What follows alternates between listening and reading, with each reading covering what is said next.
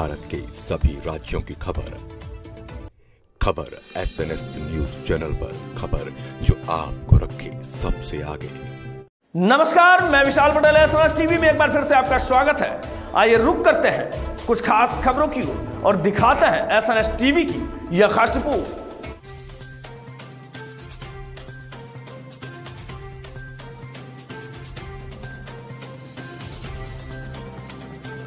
मी दीपक तेजराम बिसने, राहणार सिहोरा। हा जो सिहोरा ते धनेगाव मार्गावर 1100 मीटरचा जो रोड बनत आहे, ह्या कारणाने आमच्या शेतीच्या कामात पुष्कळ अडथळे येत आहेत।